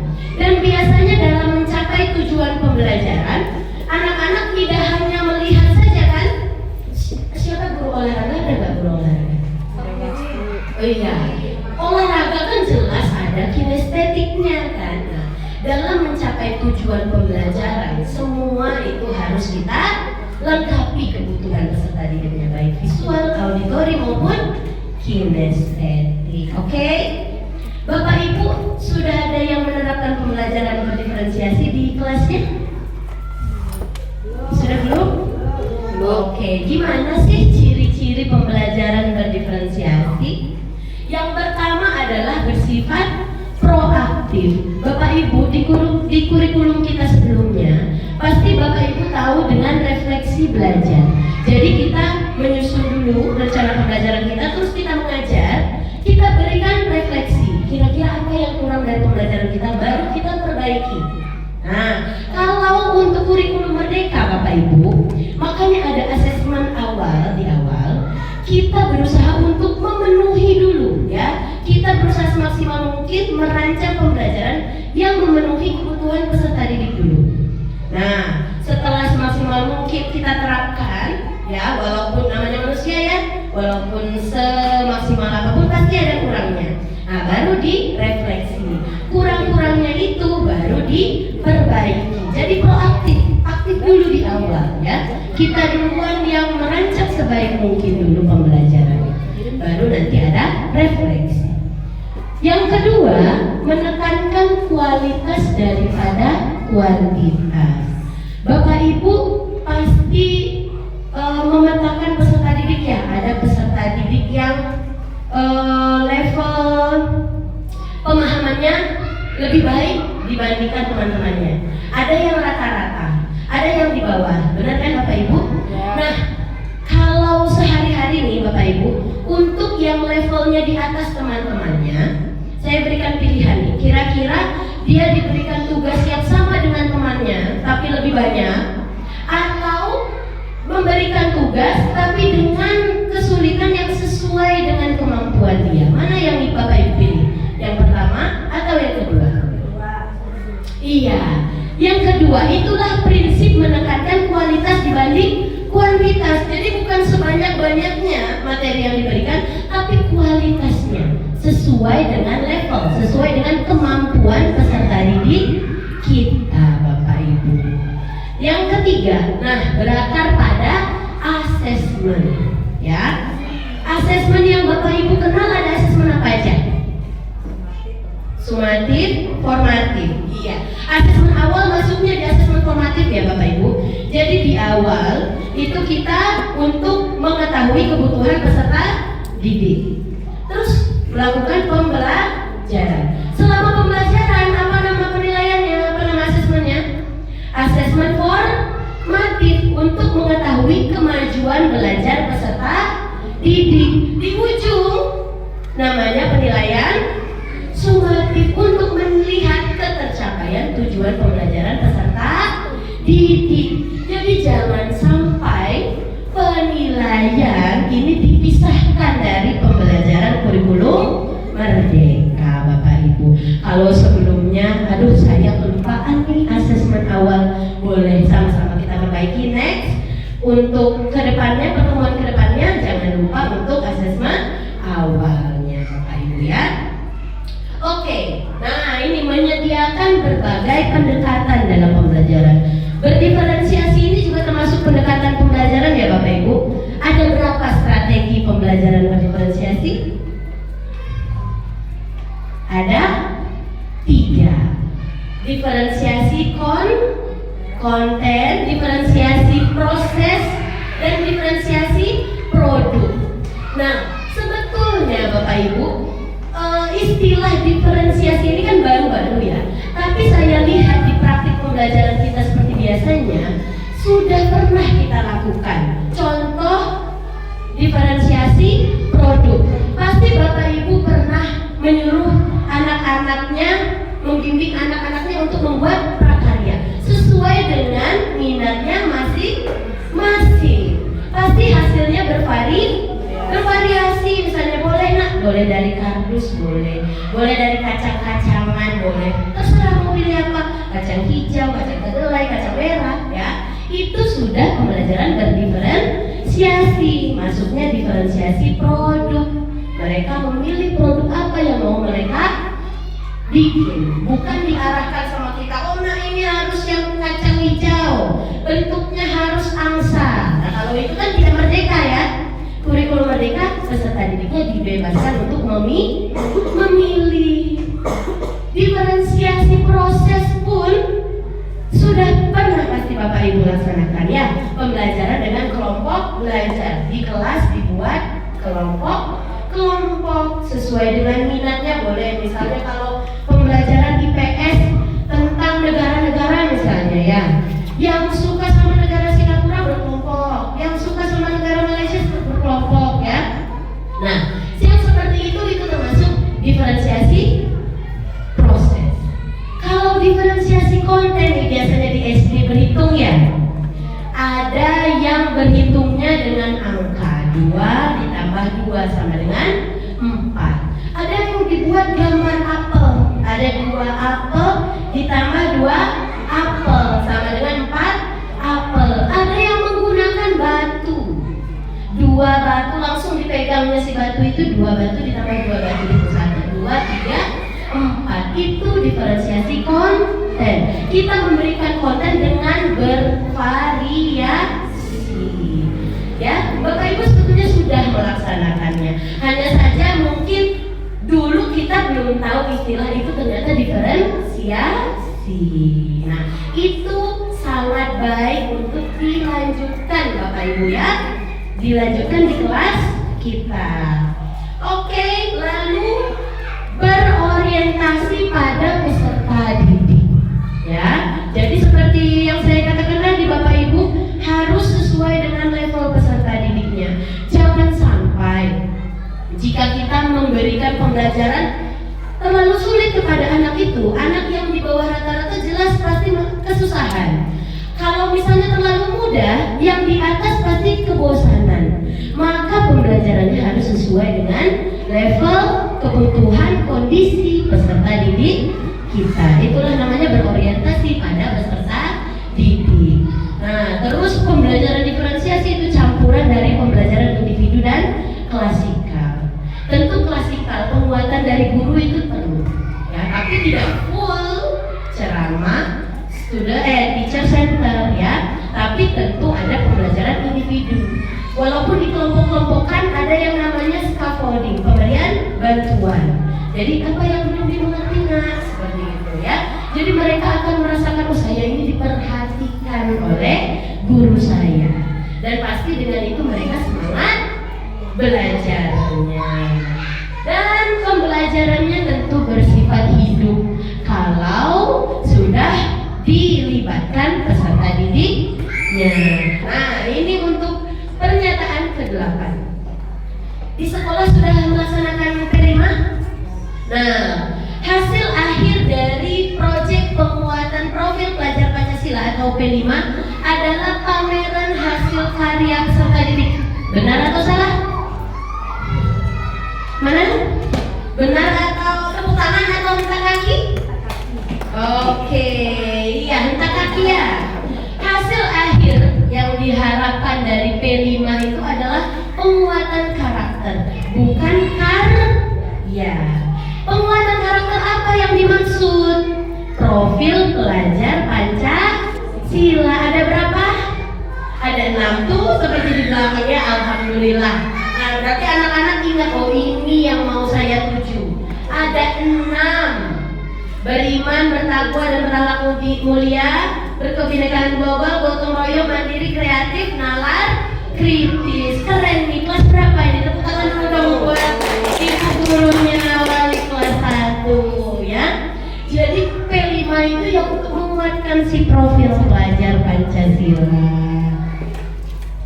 Nah, Bapak Ibu, ini ya, kalau Bapak Ibu mau mencari tahu lebih dalam, terima kasih Bu, mencari tahu lebih dalam mengenai kurikulum merdeka, ini ada regulasi-regulasinya mengenai kurikulum merdeka.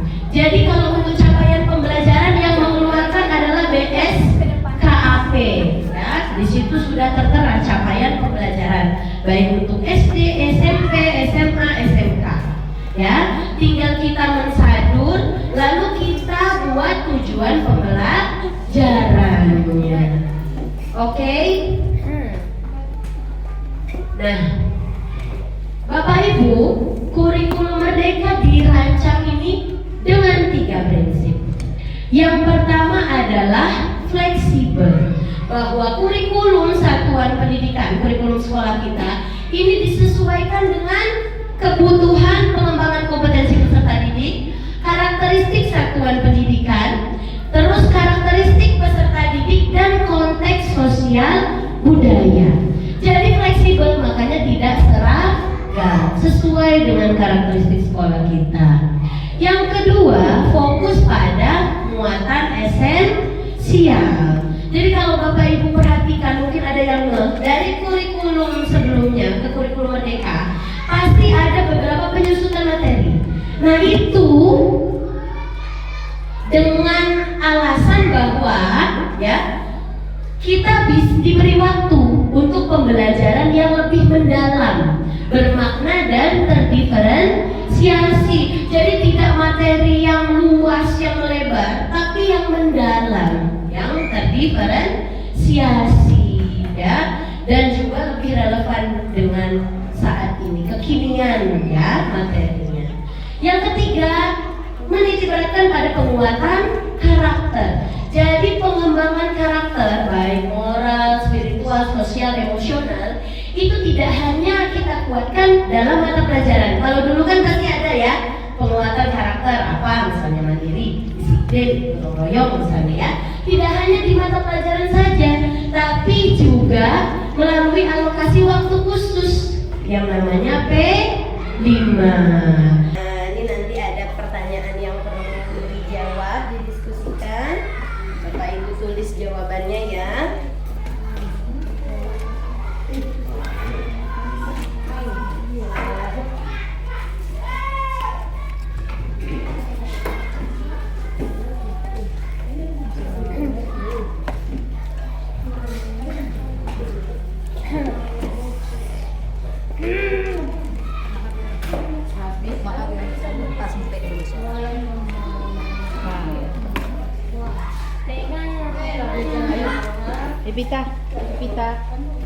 Kita bawa karakter.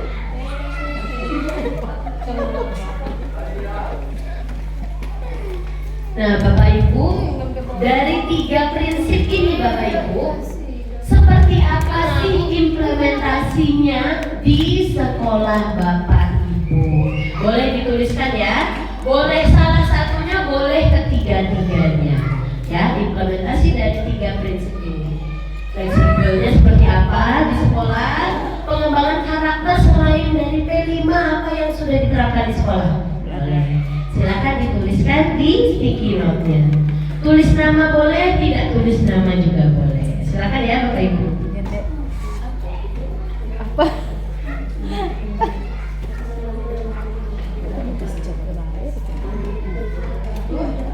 Boleh diulangi Bu, maksudnya apa yang mau ditulis? Implementasi dari ketiga prinsip itu yang sudah dilaksanakan di sekolah. Misalnya untuk pengembangan karakter nih, P5-nya tentang apa aja. Selain P5 kira-kira apa yang dilakukan di sekolah untuk mengembangkan karakter peserta didik? Nah, boleh dituliskan ya.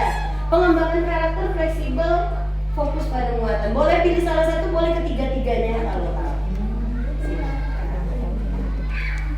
Kalau sudah diimplementasi.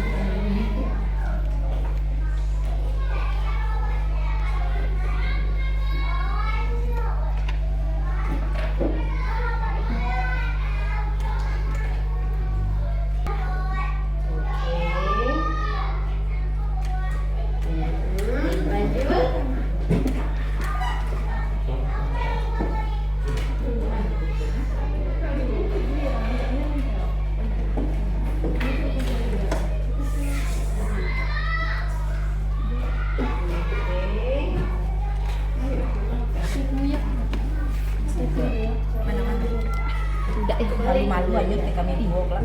Malu itu adik. Ini aja. Atau ini makan piscok kan? Mau piscok kan pakai. Wah, tadi piscok bisa loh.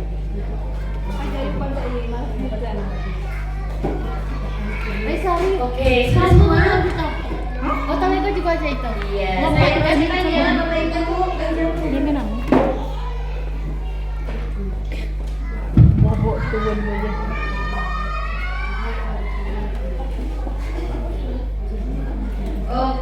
untuk yang fleksibel menyesuaikan dengan kebutuhan siswa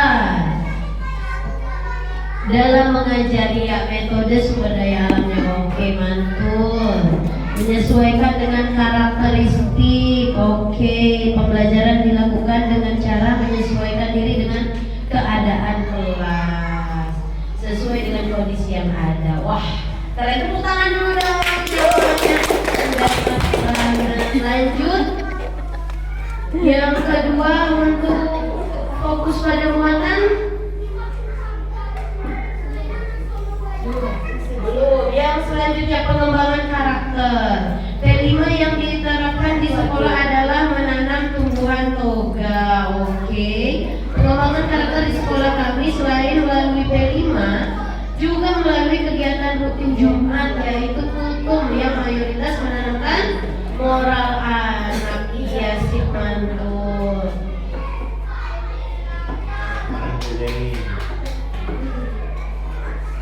Iya. Nah, ini ada nih yang nomor 2 nih. Fokus pada pembelajaran esensial, misalnya pada pengenalan kosa kata. Iya, mantap. Kalau pagi-pagi apa anak-anak lakukan biasanya? Bertemu dengan kita? Menyapa. Iya, 5S ya, senyum, salam, sapa. Itu juga termasuk pengembangan karakter Bapak Ibu ya. Jadi banyak sekali pengembangan karakter yang sudah Bapak Ibu lakukan di sekolah. Tepuk tangan dulu dong buat saya harapkan ini terus untuk dikembangkan lagi ya Bapak Ibu, baik dari prinsip fleksibel, fokus pada muatan esensial maupun untuk pengembangan karakter. Sampai di sini ada yang mau ditanyakan nggak Bapak Ibu? Pertanyaan mengenai kurikulum merdeka nih, tadi udah disenggol kurikulum satuan pendidikannya, KSP ya. Terus ada pembelajaran diferensiasi, ada asesmen awal, udah disenggol. Kira-kira ada yang mau ditanyakan belum? Oh boleh, silakan Ibu Sari.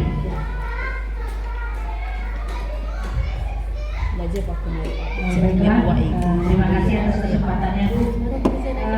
Saya ingin tanya mengenai pembelajaran yang berdiferensiasi. Seperti Ibu jelaskan tadi mengenai model belajar anak visual, gaya belajar anak visual, auditif. Tadi Ibu mengatakan bahwa dalam pembelajaran berdiferensiasi itu tidak bisa menjadi katakan.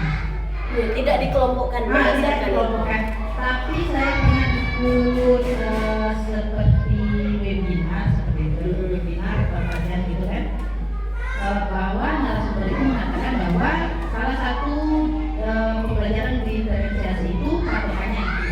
Apakah saya salah memahami atau gimana? Apakah yang pengembangan selama beberapa tahun ini ada penelitian bahwa itu tidak bisa dipakai lagi? Mohon dijelaskan. Terus yang kedua Bu, mengenai pengelompokan anak di kelas, ya, saya ingin minta pendapat Ibu kan? Seperti ketahui bahwa kita guru-guru ini pasti asesmen awal itu sudah mengukur bahwa anak itu ada yang kemampuannya bagus, ada yang sedang, ada yang rendah.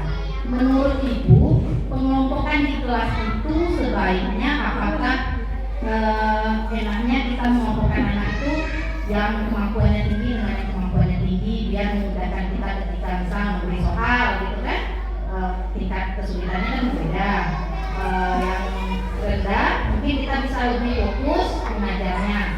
Menurut Ibu apakah itu baik atau gimana? Sedangkan saya pernah mendengar pengelompokan siswa yang seperti itu merupakan sebuah seperti pemojokan gitu Nabi, karena yang kita anggap kemampuan rendah dengan kemampuan rendah. Sedangkan saya dulu pernah menerapkan maksud tujuan kita mengelompokkan seperti itu agar kita mudah mengajar. Misalnya di kelas rendah anak yang tidak bisa membaca kita kelompokkan dengan mereka yang tidak bisa membaca. Jadi ketika kita masuk ke kelompok itu kita bisa fokus mengajar membaca. Sedangkan yang sudah bisa membaca kita sudah bisa memberikan latihan-latihan yang sudah mereka baca. Saya ingin mendengar mungkin Ibu yang terpanggil lebih tinggi kan, pendapat Ibu sebaiknya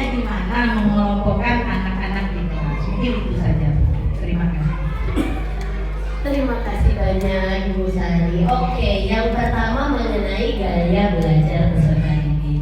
Jadi Bapak Ibu, dalam asesmen awal pun ya, kita perlu untuk memetakan gaya belajar peserta didik agar kita tahu, misalnya si A gaya belajarnya apa, B gaya belajarnya apa, C gaya belajarnya apa. Nah, gaya belajar itu kan pasti bervariasi antara peserta didik. Nah, itu kita manfaatkan untuk memberikan media pembelajaran yang beragam kepada peserta didik. Jadi dalam satu kelompok itu jangan cuma gambar saja, jangan cuma video saja, tapi ketiga-tiganya dikasih ya untuk gaya belajar. Nah, karena yang terjadi pada saat ini miskonsepsinya ya, ini auditori doang, ini visual doang, ini kinestetik doang, yang ini percobaan, yang itu gambar, yang itu video. Nah, sedangkan gaya belajar anak itu tidak bersifat tetap Bapak Ibu. Mungkin Bapak Ibu bisa merasakan sendiri. Misalnya, kalau saya belajar bahasa Inggris, saya mau dengar native speakernya dulu ngomong, ya, auditori, baru saya praktekkan kinestetik, ya. Nah, ada juga yang kalau misalnya seni budaya mau saya lihat dulu, seperti itu kan. Nah, itu gaya belajar itu tidak bersifat tetap. Begitu juga pada peserta didik kita. Kalau kita kotak-kotakan berdasarkan gaya belajarnya, maka itu tidak merdeka bagi mereka. Jadi boleh kita memberikan media belajar sesuai gaya belajar, tapi harus full, harus lengkap ketiga-tiganya. Jangan di kotak-kotakan. Jadi kalaupun seperti itu juga mereka bisa jadi bosan. Nah, saya gambar, saya mau juga lagu percobaan, pasti kan kayak gitu ya. Jadi kalau bisa kita berikan kepada seluruh peserta didik dengan beragam media, beragam sumber belajar. Selanjutnya untuk pengelompokan, selain tadi kan gaya belajar jangan. Nah, pengelompokan dalam pembelajaran berdiferensiasi bisa dua. Bisa melalui kesiapan belajar, bisa melalui minat mereka, ya. Nah, yang Ibu Sari maksud tadi mungkin kesiapan belajar. Jadi Bapak Ibu, ya, anak itu, mohon maaf maksudnya kemampuannya di bawah rata-rata dengan dia siap atau tidak itu berbeda makna. Jadi bisa jadi nih, dia memang agak kurang dalam menerima pembelajaran, tapi dia pernah menerima itu, ada pengalamannya di situ. Dia bisa jadi lebih siap di antara teman-temannya. Makanya perlu asesmen awal, asesmen diagnostik yang kognitifnya, ya, untuk melihat dia sudah siap atau belum. Nah, boleh sekali dibagi kelompoknya berdasarkan yang siapnya di bagian mana. Misalnya dalam, kalau SD apa ya? Pecahan misalnya, ada yang sudah bisa perkalian gitu, ada yang masih dalam tahap penjumlahan seperti itu ya, boleh sekali. Nah, di situ diferensiasinya apa? Yang Ibu Sari bilang tadi, scaffolding, pemberian bantuan. Pasti yang kesiapannya lebih rendah, kita lebih banyak memberikan scaffoldingnya, memberikan bantuan. Sedangkan untuk yang sudah siap, bahkan yang lebih siap dibandingkan teman-temannya, jelas tugasnya lebih berkualitas, levelnya lebih di atas, biar dia tidak bosan. Saya ini udah bisa ini, jangan sampai seperti itu ya. Tapi tetap diberikan bantuan, jangan dilepas aja ya Bapak Ibu ya. Tetap scaffoldingnya, tapi yang sini lebih sedikit, yang di sini sedang, yang di sini lebih banyak. Bisa untuk pembelajaran berdiferensiasi atau berdasarkan minatnya, kesukaannya, hobinya, bisa. Asal jangan dengan gaya belajar dikelompokkannya seperti itu. Kira-kira gimana Bapak Ibu? Yang penting ya, yang namanya pembagian kelompok jangan yang itu saja. Jelas bosan. Nah, Bu saya sama Bu Yeni terus misalnya, saya sama Bu Sari terus, pasti mereka akan komplain. Yang namanya pembagian kelompok pun bisa jadi yang heterogen, ya. Tidak perlu harus yang sesuai level, juga tidak masalah yang heterogen. Pembagian kelompok dalam kurikulum Merdeka ini bersifat fleksibel Bapak Ibu. Mana yang kira-kira sesuai dengan kebutuhan peserta didik, mana yang sesuai dengan kesanggupan kita. Jangan sampai semaksimal mungkin kita buat tapi jadi kerepotan malah tidak efektif pembelajarannya. Oke? Ya, senyamannya Bapak Ibu, senyamannya peserta didik. Oke, gimana kira-kira Ibu saya? Berarti nggak masalah. Iya, nggak masalah. Malah lebih bagus itu karena scaffoldingnya lebih kena, pemberian bantuannya lebih kena. Oke? Nah, Bapak Ibu, kalau sudah dapat pencerahan mengenai kurikulum Merdeka, ini ada beberapa situasi nih. Nah, kira-kira nanti bagaimana pendapat Bapak Ibu? Tolong disampaikan ya. Situasi yang pertama, Bu Kisi adalah pengawas SD di Kota P. Bu Kisi dan para pengawas di Kota P bersepakat bahwa asesmen sumatif Kota Madya P harus dilaksanakan secara serentak pada jadwal yang telah ditetapkan bersama. Guru-guru perwakilan mata pelajaran di Kota P dikumpulkan untuk membuat soal bersama. Tadi Bapak Ibu sudah dapat prinsip kurikulum Merdeka ya? Kira-kira Bapak Ibu, apakah situasi ini sesuai dengan prinsip perancangan kurikulum Merdeka? Tidak. Kenapa Pak? Boleh dong dengar suaranya. Silakan. Karena harus menyesuaikan dengan situasi dan kemampuan sekolah itu masing-masing. Jadi kalau serentak terus bersama-sama, ya dia dianggap sama setiap sekolahnya. Oke, sip, mantap. Tepuk tangan dulu dong. Buat Pak siapa Pak? Pak Rizal. Iya betul ya. Kalau dibuat sama-sama, soalnya berarti dipukul rata, dianggap sama semua kondisi sekolah. Padahal gimana pembelajaran di kelasnya? Belum tentu materi yang tercapai di sekolah A tercapai pun di sekolah B. Kalau belum tercapai kan belum bisa kita asesmen, belum bisa kita nilai. Ya Bapak Ibu, itulah pentingnya bahwa kurikulum Merdeka itu bersifat fleksibel sesuai dengan kondisi sekolah kita masing-masing. Penilaiannya pun disesuaikan dengan kondisi peserta didik. Nah, gimana nih cara lain yang dapat didiskusikan dan dilakukan oleh dinas agar dapat memfasilitasi asesmen yang berkualitas, tapi tetap memberikan fleksibilitas bagi satuan pendidikan? Gimana? Kita kasih pendapat nih ke Ibu Kisi, Bu, bahwa ini belum sesuai prinsip, apa cara lainnya?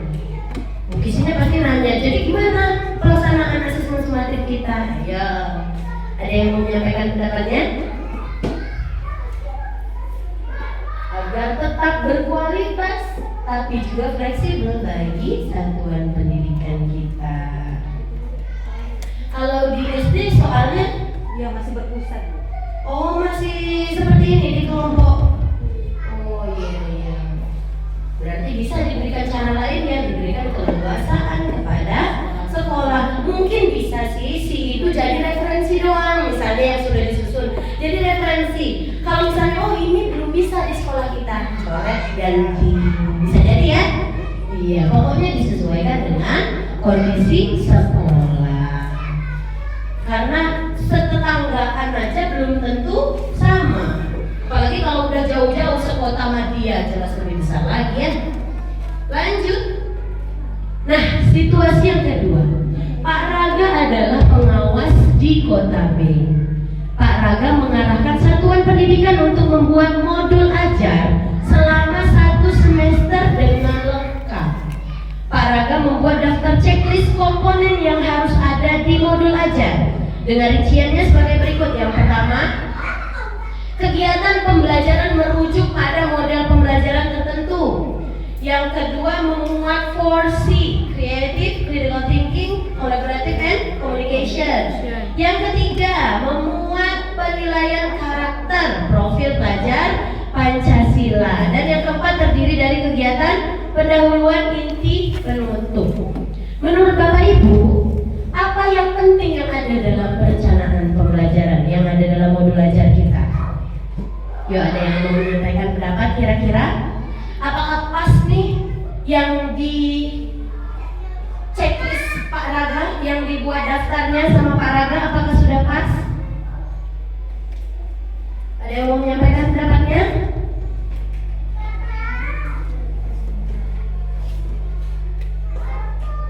Bapak Ibu tentu membuat modul aja sebelum pembelajaran ya.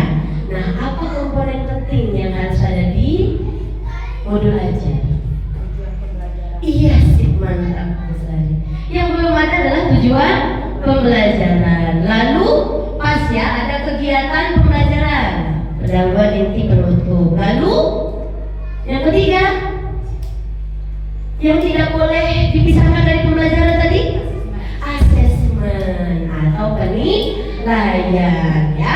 3 komponen itu yang harus ada dalam modul aja. Nah, kalau yang nomor 1 nih, kegiatan pembelajaran merujuk model pembelajaran tertentu, gimana kira-kira? Iya betul, tidak fleksibel. Tentu model pembelajaran itu sesuai dengan karakteristik materi pembelajaran kita ya. Misalnya, oh hari ini belajar tentang pecahan, enaknya cooperative learning. Oh kalau misalnya belajar tentang IPAS, enaknya discovery learning. Tentu itu yang paham adalah kita sebagai guru yang tahu kondisi murid, kondisi kelas, karakteristik mata pelajaran. Jadi tidak bisa dipatok harus model ini ya, tidak fleksibel. Ya, mantap ya. Wah, tepuk tangan dulu dong Bapak Ibu. Keren, SD 60. Nah, lanjut. Pak Dimas adalah pengawas SMP di Kota D. Pak Dimas sedang melakukan peninjauan pelaksanaan P5 di sebuah satuan pendidikan. Pak Dimas mendapati bahwa hasil dari proyek di satuan pendidikan tersebut adalah kesepakatan kelas untuk melakukan aktivitas yang mengurangi banyaknya sampah yang dibuang oleh warga sekolah. Nah, Pak Dimas merasa hasil tersebut kurang maksimal dan meminta satuan pendidikan membuat pagelaran P5. Kira-kira Bapak Ibu saran apa yang Bapak Ibu berikan ke Pak Dimas agar beliau bisa mendampingi pelaksanaan P5 yang berkualitas? Kira-kira pas belum nih saran Pak Dimas ini? Harus ada pagelaran. Gimana Bapak Ibu yang sudah melaksanakan P5? P5-nya sudah sampai selesai satu tema atau bagaimana? Untuk di SD 60. Oh baru dicoba P5-nya. Oke, tadi kan sudah kita singgung sedikit tentang P5. Sebetulnya hasil akhir yang ingin didapat itu apa sih? Karakter, penguatan dari P3 yang ada 6 itu. Nah kira-kira kalau pagelaran itu mencerminkan penguatan karakter tidak? Yang terpenting adalah pembiasaan budaya positif. Jadi anak-anak kalau kesepakatan kelas itu sudah pas ya. Mungkin perlu ditambahkan lagi harus memilah sampah. Mereka jadi paham oh ada sampah organik, non organik. Setelah dipilah diapain? Diolah. Oh ternyata pengolahannya ini berbeda. Sampah organik diolahnya menjadi kompos misalnya. Sampah anorganik bisa dibuat menjadi bahan prakarya. Dan jadi ada timbul kreatifnya, timbul nalar kritisnya di situ ya. Jadi proses-proses itu yang merujuk kepada penguatan karakter, bukan show off karyanya ya. Oke Bapak Ibu, nah di sini ada perbaruan struktur kurikulum, mungkin sudah tahu ya. Kalau untuk di SD bahasa Inggris wajib mulai dari kelas 3. Ya. Terus kalau di sekolah ini ada yang berkebutuhan khusus nggak Bapak Ibu? Yang termasuk CIBI, cerdas istimewa, bakat istimewa. Nah biasanya kalau CIBI jelas kan mereka memerlukan pengayaan pendalaman materi secara individu. Ya Bapak Ibu kalau ada yang berkebutuhan khusus di sekolahnya. Oke, ini ketentuan lain. Nah, Bapak Ibu, saya harapkan nih Bapak Ibu, ini tanggung jawab satuan pendidikan kita ya. Saya harapkan untuk komunitas belajar SD 60 dikuatkan lagi ya, karena ini tanggung jawab kita untuk berpartisipasi aktif dalam komunitas belajar. Untuk apa? Untuk sharing, untuk berbagi informasi, untuk saling belajar. Oke, ini kemampuan yang diharapkan ya nanti Bapak Ibu. Setelah ini nanti Bapak Ibu, saya harapkan Bapak Ibu bisa melaksanakan ketiga ini, mengembangkan kurikulum berdasarkan kondisinya, merencanakan, melaksanakan, dan mengevaluasi pembelajaran dan asesmen yang sesuai prinsip 3 tadi, dan merencanakan, melaksanakan, dan mengevaluasi P5 yang ada di sekolah. Oke? Sampai sini ada yang mau ditanyakan tidak? Kalau tidak, kita ice breaking dulu ya. Yuk. Boleh berdiri Bapak Ibu?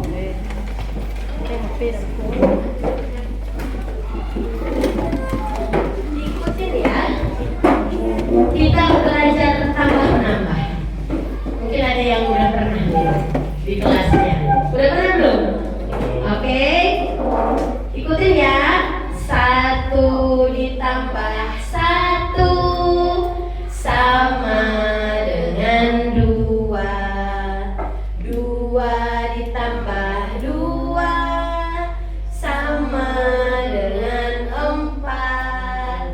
4 ditambah 4 sama dengan 8. 8 ditambah 8 sama dengan 16. Tepuk tangan dulu dong buat Bapak Ibu guru hebat SD Negeri 60. Kita ya Bapak Ibu, kalau sudah menjadi guru berarti otomatis sanggup belajar sepanjang hayat ya, dari buayan sampai ke liang lahat. Tidak apa-apa, insya Allah jadi pahala, jadi bekal buat kita nanti di akhirat. Oke Bapak Ibu, terima kasih banyak atas partisipasi aktifnya Bapak Ibu.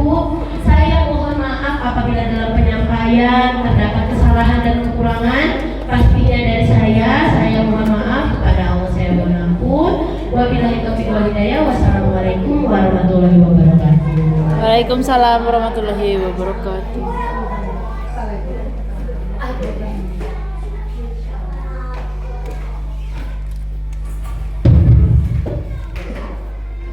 Baik, terima kasih kepada Ibu Widita telah menyampaikan materi kita pada pagi hari ini. Baiklah Bapak Ibu yang saya hormati, kita memasuki acara yang terakhir yaitu penutup.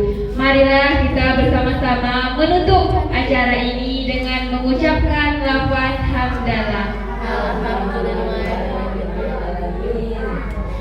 Terima kasih Bapak Ibu Dewan Guru, saya sebagai pembawa acara. Bila ada kesalahan saya mohon maaf, kepada Allah saya mohon ampun. Saya akhiri, wabillahi taufiq wal hidayah. Wassalamualaikum warahmatullahi wabarakatuh.